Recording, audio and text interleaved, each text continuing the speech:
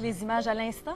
Alors, c'est un décor qui va nous en mettre plein la vue. C'est de la boucle, ça? C'est de la boucle. On l'a tourné à la clarté, le décor, et aussi à la pénombre pour bien mettre en évidence l'éclairage, les centaines et les centaines de lumières, pour ne pas dire les milliers de lumières.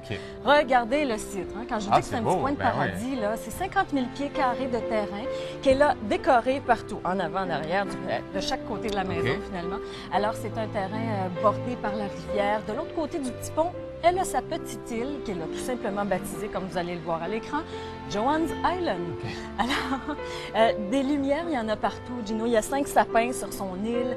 Les sapins qui sont tous illuminés, les immenses cèdres et les 9 sapins à l'arrière. L'arrière est assez spectaculaire, mais on va commencer la visite quand on arrive à la maison. On va monter les marches de l'escalier et vous allez voir que la galerie est très bien décorée. En fait, des décorations de Noël, il y en a partout. Et il faut dire que Joanne a beaucoup d'amis. OK? Alors, à sa fête, à Noël, à toutes les fêtes, finalement, elle reçoit toujours des cadeaux de ses amis.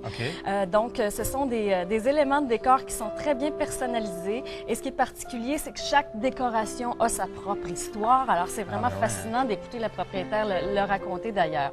Alors, ça lui a pris 3 semaines à peu près à monter tout ce décor-là. Elle a vraiment gardé son cœur d'enfant. Hein? Oui, hein?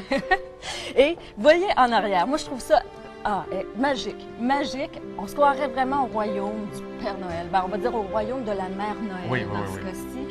Alors, sapinage, il y a des boucles, il y a des guirlandes, la pergola qui est toute illuminée avec l'immense boule de neige comme ça. La crèche.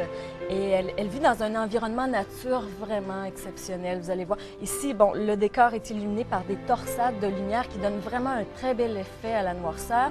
On voit ici le petit renne au nez rouge illuminé. Il y a un nez de clown aussi. Il y a un nez de clown, ben oui!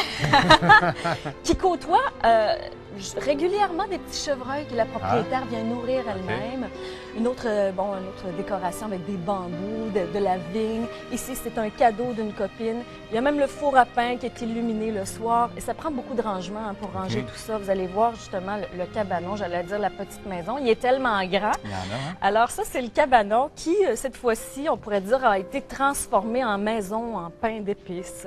Alors ça, c'est un décor qui plaît vraiment particulièrement aux enfants, avec les grosses papillotes dans les arbres, des guirlandes en bonbons. Alors, il y en a partout. Et le petit coin, moi, que je préfère, en fait, c'est le coin détente du Père Noël. Le spa illuminé. Vous voyez, il a accroché ses vêtements. C'est ici que le Père Noël se détend avec la fée des glaces. Qu'on ne voit pas. Non. Alors, là, on l'a tourné, évidemment, à la clarté. Ben, voici le même décor cette fois à la pénombre. C'est encore plus magique. Alors, on regarde ensemble, justement, une fois que les lumières sont allumées. Que j'aime ta verdure, mon beau sapin roi des forêts, que j'aime ta verdure. Ça réchauffe l'ambiance, l'atmosphère, hein? Le fait de voir toutes ces lumières-là, ben oui. Alors, c'est assez magique, là. Quand toutes les lumières sont allumées. Il y en a partout. Les gens d'Hydro-Québec sont très gentils avec elles. Ça doit être tarif préférentiel, quoi. Oui, c'est ça. Alors, on l'a tourné même à la pleine lune. Et je vais laisser le mot de la fin à